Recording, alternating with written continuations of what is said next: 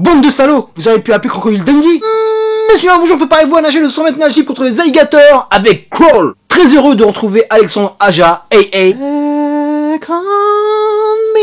C'est bon, j'arrête tout de suite. Un faiseur que je kiffe, peut-être le meilleur faiseur français à l'heure actuelle, avec Olivier Mégaton, faut pas déconner. Et je l'avais laissé avec Horns. Par contre, mon pote, je suis désolé, j'ai loupé la 9ème vie de Louis Drax. Je sais même pas s'il est sorti en salle, mais ma parole, je me rattrape. Donc super, il revient dans son domaine de prédilection, l'horreur. Je n'ai absolument rien vu du film. Je ne connaissais même pas le casting. Je savais juste qu'il y avait des alligators. Et lui aux manettes, avec Sam Raimi à la production, mon gars. Une team en béton armé. Donc j'y allais avec des a priori positifs. Et j'ai été récompensé parce que ce film est super cool. Une bonne petite tuerie horrifique d'été. Comme il en manque tellement. Ça m'a rappelé The Shallows, sa mise en place et dans son efficacité. Toute l'introduction est parfaite, on a 10 minutes d'installation, rendement mené avec une magnifique plastique parce que la photo est splendide. Elle nous présente efficacement le background de cette jeune héroïne, tout l'environnement dans lequel elle vit, et l'environnement qu'elle va affronter d'ici peu, parce qu'elle est en Floride.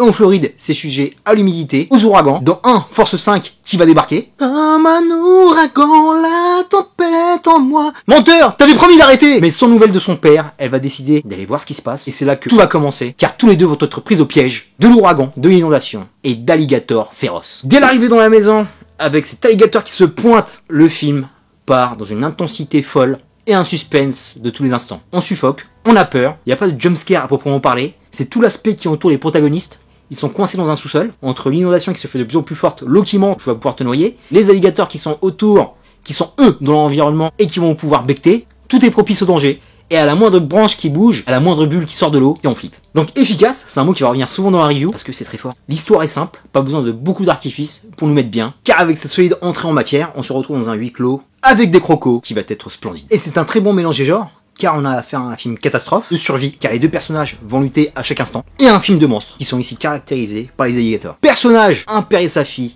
ils sont de suite attachants, on sent qu'ils ont de l'amour l'un pour l'autre, des membres d'une famille qui ont fait leur chemin chacun de leur côté, mais qui vont se retrouver dans l'adversité. Ils sont tous les deux touchants, on s'en fait pour eux, on a envie qu'ils s'en sortent, qu'ils se redonnent une deuxième chance, et pour ça, bravo. Autre personnage, l'ouragan, avec une plastique magnifique, Alexandre Aja est très fort pour le mettre dans les ambiances, et là il nous met dans une ambiance catastrophe naturelle façon Katrina, avec des CGI qui sont efficients et réalistes, et c'est très bien d'avoir situé l'action dans un petit endroit, on a la baraque, la rue, la petite station-service qui est en face, et pas plus. Et ça suffit largement pour nous mettre au centre de la catastrophe qui va t'arriver en pleine gueule. Autre personnage, les alligators, ils sont fabuleux, parce qu'ils sont à taille humaine. J'avais peur que ça parte en anaconda, j'avais peur que ça parte en alligator, mouse costaud qui fait la taille d'un immeuble. On tombe pas dans le piège Sharknado, Sharkgator ou ce que tu veux. Mais là, c'est réaliste. On dirait les alligators qu'on voit dans des vidéos, parce qu'il y en a pas mal qui traînent dans les baraques en Floride, on en retrouve dans les jardins. Pareil sur l'épisode d'Atlanta. Ils aiment bien s'incruster ces bâtards. Ça leur donne une chance de survie. Et là aussi quelque part, même si ça va être très difficile, parce que l'eau n'arrête pas de monter, les alligators se multiplient, et mon gars, ils sont là pour découper, ça leur donne quelque part une chance de survie. On y croit.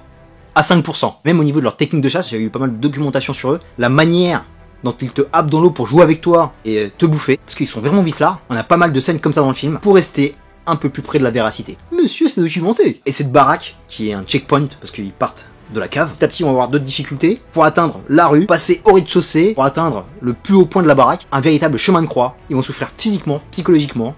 Il va y avoir de la bonne mutilation, parce que s'il n'y a pas de sang, c'est pas marrant. Très bien de s'être basé sur deux personnages, on n'a pas rajouté d'autres interactions, parce que ça va ramener d'autres histoires. Parce que pareil, ces deux personnages sont crédibles par rapport à la survie et par rapport à leur adversaire. Parce que t'as le daron, qui est quand même un mec du coin, qui connaît parfaitement l'environnement dans lequel il vit. C'est un mec qui aime mettre les mains dans le cambouis. Et t'as le personnage de Kaya, qui est quasi une nageuse professionnelle, qui a de sacrées capacités physiques, qui a un mental de compétitrice. Et c'est parfait pour faire face à cet événement exceptionnel et mortifère, car mademoiselle est armée. T'as remis une personne qui n'a pas son background et qui n'a pas ses capacités, là tu te dis c'est surréaliste. Et là tu te dis que c'est plausible. Et ça aussi, excellent point. Un petit mot sur les deux acteurs. Kaya Scodelario, c'est simple, elle vient de l'école Skin. La majorité des acteurs qui sont sortis de cette série ont fait carrière. Nicolas Hoult, Dev Patel, Jack O'Connell, c'est un centre de formation de tueurs qui fait les beaux jours de Hollywood aujourd'hui. Elle incarne une héroïne magnifique pour laquelle on a beaucoup d'attachement et de suite, elle a une véritable adversité en face d'elle. Tu penses que jamais elle va s'en sortir, mais elle va tout donner parce qu'elle est courageuse. Et c'est pas un rôle stéréotypé parce qu'il n'y a pas de love interest, il n'y a pas de crush. C'est pas la nana qui va gueuler pour un oui, pour un non. Elle est même pas sexuée, alors que c'est une très jolie fille. Elle est pas là pour faire la potiche. Et ça, c'est terriblement efficace pour un vrai rôle féminin.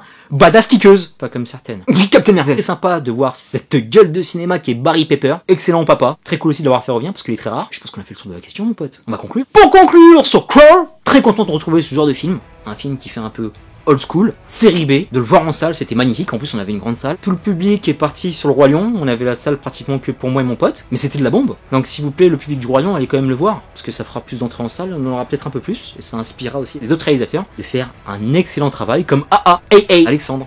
Parce que le mec assure. On va dire que pour lui c'est un projet à taille humaine parce que c'est un petit film qui dure 1h30, très condensé, efficient et payant. Parce que le film est tellement resserré dans son script que tu ne tombes pas dans les erreurs habituelles. Et Alexandre, le mec a 20 ans de cinéma dans les pattes, tu sens que le gars a bossé son art comme rarement au niveau de la réalisation. Car il y a beaucoup de réalisateurs qui font dans la suffisance, qui se prennent pas la tête, mais là tu sens que le mec a tout fait pour nous délivrer un bon film sur lequel il n'y a pas de prise de tête à avoir, ça va droit au but. Et c'est juste cool d'en avoir un comme ça.